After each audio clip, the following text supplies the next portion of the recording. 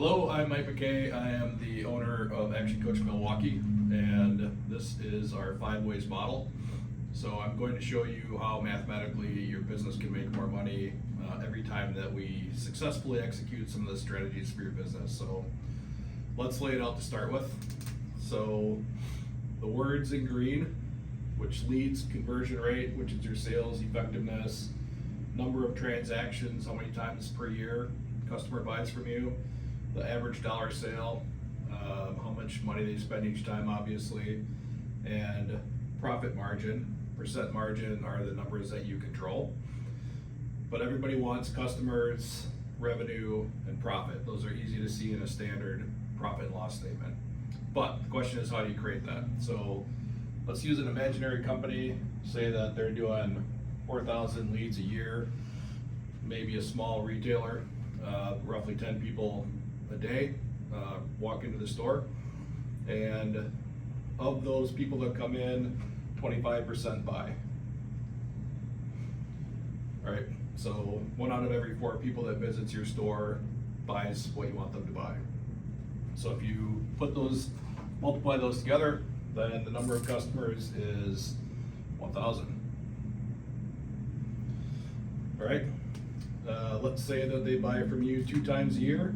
So maybe you're a florist and it's Mother's Day and Valentine's Day, or a hardware store, or you're a handyman company or a remodeling company, and they do a bathroom and then they come back and do a deck, or come back and do a kitchen or basement or what have you.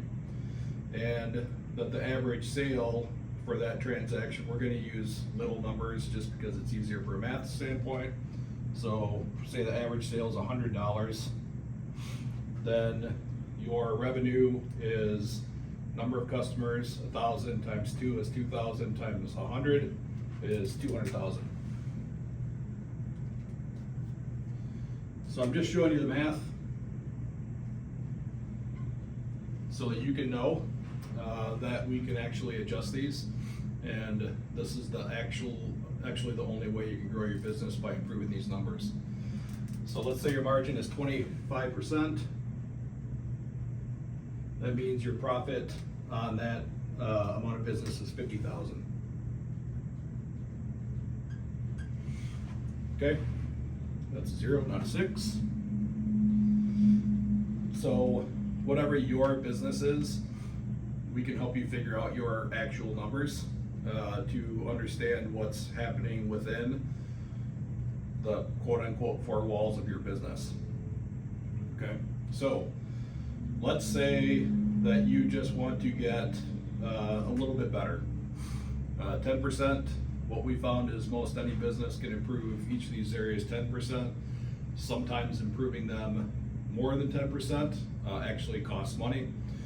For example, if you double the number of leads into a business in a short period of time, often the sales process can't handle that many leads. So your conversion rate will maybe go from 25% to as low as 10%. But a 10% improvement in the number of leads takes you from 4,000 to 4,400. So that means, on a daily rate of 10 people are coming in, now you got to deal with 11. Almost every process can handle that type of growth. So let's say we work on your conversion rate, which is your sales process. And if you do a 10% improvement on 25%, it's not actually 25 to 35, it's 25 to 27.5.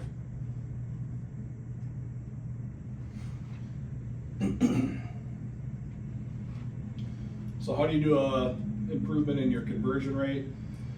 Well, those are sales process strategies that we work on. It might be scripting, it might just be one key question, it might be just making sure that you ask a conversion question at the end of your sales process. One of my favorites is, what would you like to do next? Instead of, hey, do you want to buy this? That tends to put a bunch of pressure on your buyer. But what would you like to do next just keeps your sales conversation going forward. So if you multiply these together, 27.5% times 4,400 actually turns out to be 1,210. I have the math memorized, so I suggest you check me, and make sure, because if you understand this math, then you'll be able to understand exactly how we can help you grow your business. Let's talk about the number of transactions. So the 10% improvement in transactions that we're looking for, if you consider that, means 1 out of 10 of your customers buy a second thing from you each year. So one of the ways that we do that is making sure that you stay connected with your customers on a nurturing basis and let them know all the different things that you do. For example, we work with a remodeler who also builds decks, and they sold somebody a kitchen, and then 2 years later they were driving by that person's house and saw that somebody else was building a deck for them. The company was a little disappointed, but in reality they hadn't kept in contact with that customer, and it's not the customer's job to understand what you sell. It's your job to make sure your customers know all the different ways that you can help them. So if you're a remodeler, we might want to go from a strategy, for example, of, hey, here's a investment plan for your house for the next couple of years. If you want to do your bathroom, here's an appropriate time. And we're just, again, 1 out of 10 people buying something else from you that they could buy from you anyway. The average dollar sale, that is your, do you want fries with that question? So when McDonald's started asking that way back when, they added $170 million of revenue to their corporate bottom line in one day because they asked, do you want fries with that? So back to remodeling, or deck, for example, if somebody wants a basic rail, maybe you ask them, do you want a glass rail, or do you want a wire rail that creates more value for them but also has a bit of a higher sell price?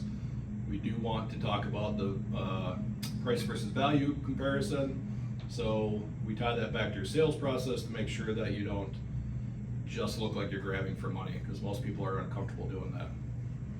But every business has it. Do you want fries with that question? Remodeling might be as big as, hey, we're doing your, we're out here to do your kitchen. We could give you a travel discount, or a, you know, we don't have to come as many times. We do your bathroom at the same time, so you'll get a more effective overall program or project if we do both of them together. In the world of like a hardware store, so one of my favorites is a paint retailer, and somebody came in and bought a gallon of paint and they walked out with a gallon of paint. I've done this numerous times. Didn't pay any attention to the fact that I didn't have a drop cloth, didn't have a stir stick, didn't have a roller. Like, I walked out unable to do my job. And then I was at Ace Hardware where we live, and they had a checklist attached to the shelving under their paint saying, hey, here's all the things that you need to successfully do a paint project. And they ended up getting me to buy a whole bunch of crap, which I needed. But before they asked me, the first time I did that, instead of just going 3 miles to the Ace store, I was embarrassed to go back to the same place, so I went to Home Depot and bought all that crap at Home Depot. Wasted my time, drove 20 miles instead of 3 miles, and it was all because they just didn't have a checklist on their shelf, or I would have bought it all from them the first time. So the average dollar sale isn't about getting money from your customers. It's about being willing to ask them, hey, do you have these other problems that we can help you solve while you're here or while we're here? Okay, so we're just looking for a 10% improvement. $100 goes to 110. So now if you multiply customers times transactions times the average dollar sale, instead of 200,000, you come up with 292,820. And whenever your revenue goes up, your margin automatically increases unless there's a problem in your business, because your fixed costs don't increase unless you're making an active choice to increase your fixed costs. There's ways to answer that question and whether it's a good idea or not, but in general, revenue increase creates a percentage of profit increase. Again, we're only looking at 10%, so 25 once again goes to 27.5, not to 35. And if you multiply 27.5 times 292, it's 81,560. Fun math, right? Why do you care? Well, simple 10% improvement in leads and conversion rate creates a 21% improvement in the number of customers that you have, a 46% improvement in revenue, and a 61% growth in your profit. So you don't need to work harder in your business. When we say you don't need to work harder and you need to work smarter, this is what we're talking about. Instead of running around and trying to double down on stuff that doesn't work, a measured lead generation strategy automatically goes through the math to make you more money in your business. There are not other areas available to you to work on anyway. Everything that you do affects one of these 5 words in green. That's how we can guarantee that we can grow profit for a company. That's the 5 ways. I'm Mike McKay.